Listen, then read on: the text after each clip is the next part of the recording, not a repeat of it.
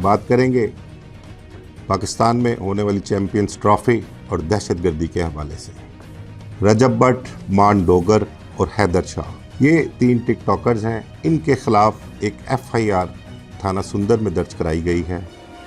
उमर फयाज भट्ट की तरफ से FIR में जो इल्ज़ाम लगाया गया है उसके मुताबिक मान डोगर ने उसकी लाइव ट्रांसमिशन के दौरान उसके साथ इंतहाई बदतमीज़ी की, गलीज़ गालियाँ निकाली और बुरा भला कहा, संगीन नताइज की धमकियाँ दी। जावेद भट्ट के कत्ल के हवाले से आपको बताएंगे।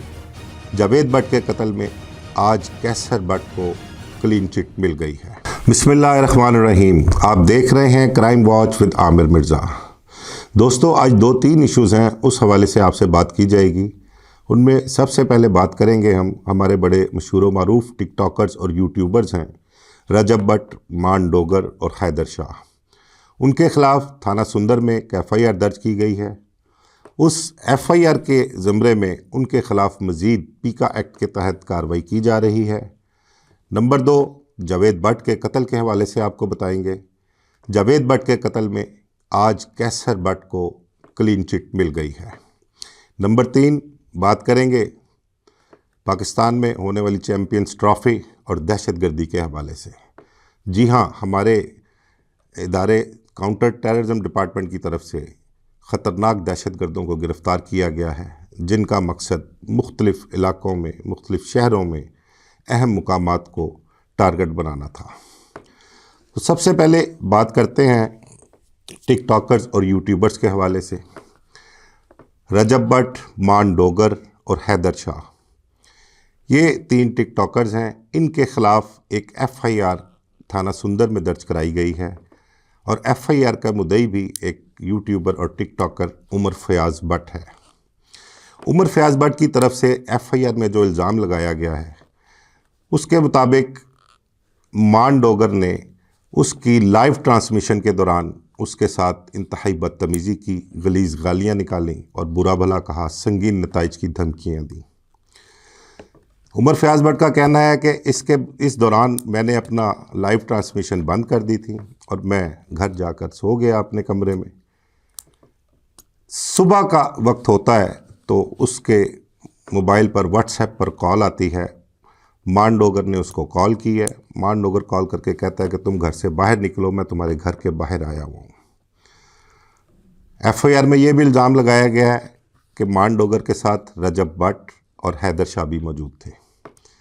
मान डोगर मुसल्ला क्लैशनकोफ, रजब भट्ट मुसल्ला 9mm पिस्टल और हैदर शाह मुसल्ला पिस्टल। इनके साथ डालों पर काले रंग के डाले थे, उन पर 7 मज़ीद और लोग थे जिनके नाम वो नहीं जानता।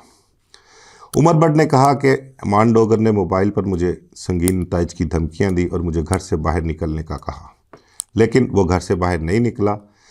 बाद अज़ां फुटेजेस देखी गई, CCTV कैमरों की मदद से पता लगा कि ये सब लोग मुसल्ला थे और इन्होंने उसके घर के बाहर आके खौफ व हरास फैलाया और उसे जान से मार देने की धमकियाँ दी। उमर फयाज भट्ट ने यह भी इल्ज़ाम लगाया कि मान डोगर ने उसके घर के बाहर होने वाली ये सारी कार्रवाई, इसकी वीडियो भी बनाई और वीडियो बना के सोशल मीडिया पर उसने उसको डाल भी दिया। पुलिस ने उमर फयाज भट्ट की दरख्वास्त पर मुकदमा तो दर्ज कर लिया, लेकिन इन तीनों में से कोई भी गिरफ्तार ना हुआ। पुलिस अफसरान के मुताबिक मुल्ज़मान ने ज़मानतें करवा रखी हैं और वो सामने तफ्तीश भी हुए हैं, तफ्तीश जारी है। अब देखते हैं मुद्दई की तरफ से जो शवाहिद और गवाहियाँ पेश की जाती हैं तो उसके मुताबिक इनका चालान मुरतब किया जाएगा। दोस्तों, हमारे ये टिकटॉकर्स और यूट्यूबर्स सोशल मीडिया आर्टिस्ट हैं या बदमाश हैं? किस तरह से ये पैसे के नशे में, खुमार में असले की नुमाइश करते फिरते हैं, खौफ व हरास फैलाते हैं। इस हवाले से हमारी इंतज़ामिया, पुलिस को कुछ ना कुछ लाया अमल इख्तियार करना पड़ेगा कि उनके ख़िलाफ़ क्या कार्रवाई की जाए। माजी में भी आपने देखा है कि एक बड़े मारूफ टिकटॉकर काशिफ ज़मीर, वो भी बहुत मुतनाज़ा रहे हैं। उनकी तरफ से भी बहुत से ऐसे मामला सामने आए, उन्होंने लोगों को धमकाया, डराया, बल्कि कई सहाफ़ियों को भी डराया धमकाया, उन पर FIRs भी दर्ज हुई। लेकिन खैर वो तो माजी का किस्सा हो गया। लेकिन अब ताज़ा तरीन जो हमारे ये 3 टिकटॉकर्स हैं, हैदर शाह, रजब भट्ट और मान डोगर, इनके ख़िलाफ़ तो जो FIR दर्ज हुई है उन पर वो ज़मानतों पर हैं, लेकिन मज़ीद उनके ख़िलाफ़ क्या कार्रवाई की जा रही है, इस हवाले से SSP इन्वेस्टिगेशन नवीद साहब हैं। उनका कहना है कि उन्होंने अपने लीगल डिपार्टमेंट से राय तलब की है कि इनके ख़िलाफ़ मज़ीद पीका एक्ट के तहत कार्रवाई की जाए। देखते हैं इन टिकटॉकर्स और यूट्यूबर्स के ख़िलाफ़ मज़ीद कार्रवाई होती है और मुकदमे के मुद्दई उमर फयाज़ भट्ट जो है वो स्टैंड करते हैं और अपने मुकदमे को लेकर चलते हैं, और इनको अगर कोई सज़ा होती है तो वो वाकई में हमारे दीगर टिकटॉकर्स और यूट्यूबर्स जो हैं उनके लिए मिसाल होगी।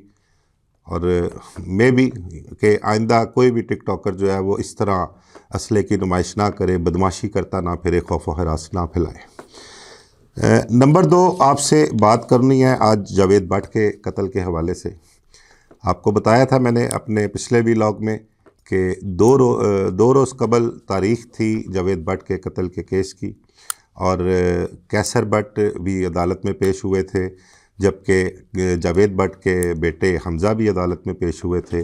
और जुमेरात के रोज़, जो पीछे जुमेरात गुज़री है, उस दिन उनके बयानात होने थे अदालत में, लेकिन बयानात नहीं हो सके। जज साहब ने जुमेरात को 2 बजे का टाइम दिया था कि 2 बजे हमज़ा भट्ट और अपनी वालदा और दीगर फैमिली मेम्बरान को लेकर आएँ, सबके बयानात होंगे, जिसके बाद कार्रवाई आगे चलाई जाएगी। लेकिन जज साहब अचानक शॉर्ट लीव पर चले गए थे और बयानात नहीं हो सके थे। आज बरोज़ हफ्ता उनकी तारीख़ दोबारा मुकर्रर की गई थी और आज उनके बयानात होने थे। आज सुबह 8 बजे तमाम फ़रीक़ैन इंतहाई सख्त सिक्योरिटी में ईवान अदल पहुँचे। वहाँ पर भी पुलिस की इंतहाई सख्त सिक्योरिटी की गई थी।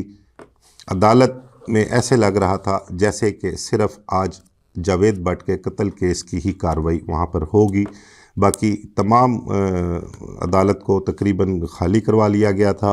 पुलिस की इंतहाई बहुत ज़्यादा नफरी मौजूद थी वहाँ पर, और जावेद भट्ट की फ़ैमिली को ख़ासकर सख्त सिक्योरिटी हिसार में लाया गया था। जावेद भट्ट के बेटे हमज़ा, उनके भाई, उनकी वालदा और उनकी हमशीरा को अदालत ले जाया गया। उन्होंने कैसर भट्ट के हक़ में बयानात दिए और उन्हें अदालत को बताया कि हमें यकीन दहानी करवाई गई है मुलज़म कैसर भट्ट की जानिब से कि उसका जावेद भट्ट के कत्ल से कोई ताल्लुक़ नहीं है, और जिसके बाद ये अब तो कहना बनता है कि कैसर भट्ट को जावेद भट्ट के कत्ल पे क्लीन चिट मिल गई है। इसी तरह जब अदालत से फारिग हुए तो दोनों फ़रीक़ैन सख्त सिक्योरिटी हिसार में उनको अपने अपने घरों तक पहुंचाया गया। और नंबर 3, आखिर में आपसे बात करनी थी दहशतगर्दी के हवाले से। गुज़िश्ता रोज़ नौशहरा में एक इंतहाई अफसोसनाक वाक़या पेश आया है। उस दहशतगर्दी के वाक़े में दर्जनों अफराद लुक़मा अजल बन गए। दहशतगर्द अपने मज़मूम मक़ासद में कामयाब हो गए। दोस्तों, पाकिस्तान में चैम्पियंस ट्रॉफ़ी का इनकाद चल रहा है। जिन जिन शहरों में क्रिकेट मैच खेले जा रहे हैं वहाँ पर सिक्योरिटी इंतहाई सख्त की हुई है। हमारे तमाम कानून नाफिज करने वाले इदारे, ख़ुसूसी तौर पर पुलिस, सिक्योरिटी के लिए बहुत ही कंसर्न है। जितने भी गैर मुल्की खिलाड़ी पाकिस्तान आए हुए हैं उन्हें सख्त सिक्योरिटी हिसार में होटल से स्टेडियम और स्टेडियम से होटल ले जाया जाता है, बल्कि उन रास्तों को बिल्कुल सील कर दिया जाता है जिस वक्त उनकी मूवमेंट होती है। इस हवाले से हमारे कानून नाफिज करने वाले इदारों ने बहुत से खुफिया ऑपरेशंस भी किए, बहुत सी इतलात भी थी उनके पास दहशतगर्दी के हवाले से। उन्होंने ऑपरेशन के ज़रिए 20 से ज़ायद दहशतगर्दों को गिरफ़्तार किया है। ख़ुसूसी तौर पर लाहौर से 2 दहशतगर्दों को गिरफ़्तार किया है और पिंडी से भी एक दहशतगर्द जिसका नाम मनमोहन सिंह बताया गया है और वो रहीम यार खान का रिहायशी है, उसे गिरफ़्तार किया है। गिरफ़्तार किए जाने वाले दहशतगर्दों ने दौरान तफ्तीश बहुत से इंकशाफात किए हैं। बहुत सा बारूदी मवाद भी उनके से बरामद किया गया है। लाहौर और पिंडी से गिरफ़्तार होने वाले दहशतगर्दों के बारे में काउंटर टेररिज्म डिपार्टमेंट के तर्जुमान ने बताया है कि उनका टारगेट लाहौर के बहुत इंतहाई अहम मुकामात, बिल्डिंग्स और सरकारी दफातर थे। उनका मकसद अफरा तफरी फैलाना था। मे बी ये भी हो सकता है कि उनका मकसद पाकिस्तान में चैम्पियंस ट्रॉफ़ी के इनेकाद को सबोताज करना था, लेकिन हमारे इदारों ने इंतहाई कामयाबी के साथ इन दहशतगर्दों को गिरफ़्तार किया और गिरफ़्तार करके उनसे मज़ीद तफ्तीश की जा रही है। मज़ीद उनके क्या क्या इंकशाफात हैं, उनके और भी साथी जो कहीं छुपे हुए हैं, कहीं मफरूर हैं, उनकी गिरफ़्तारी के लिए भी कोशिशें की जा रही हैं। मुझे इजाज़त दीजिए। अल्लाह हाफ़िज़।